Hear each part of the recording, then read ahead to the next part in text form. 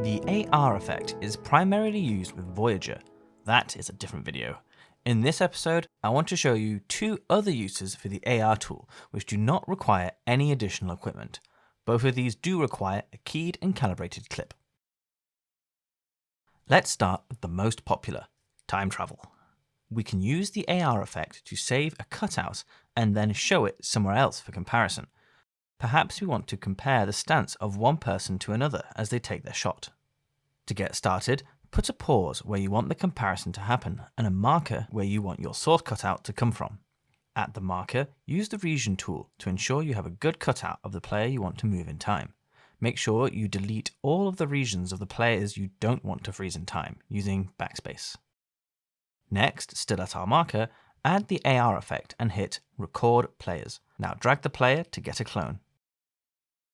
Optionally, customize your marker and arrow.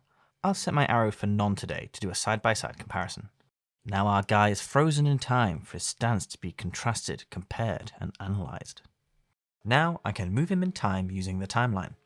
Since we're messing with time anyway, I'll just throw in these effects and we're done.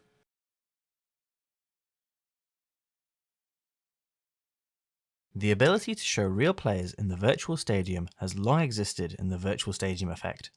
However, by using the AR tool, we get an additional options for customization. Start with a pause, then use the region tool to prepare your cutouts. Now add the AR players effect and hit Record Players. Then add a virtual camera and a virtual stadium. With that, we now have the ability to customize all of these cutouts simultaneously, including scaling. It's worth taking a minute to customize these to your liking, from player markers to shadows. If you want to remove a player, you'll need to do that using the region tool. The face camera option is handy if you want to make large camera moves and want to have the players turn to face the camera. Any player can be dragged just like the movable players effect. It even spawns a customizable arrow, which you can turn off. Additionally, there's an option to show a marker on each player if desired. Don't hesitate to contact Ross support if you encounter any questions or concerns.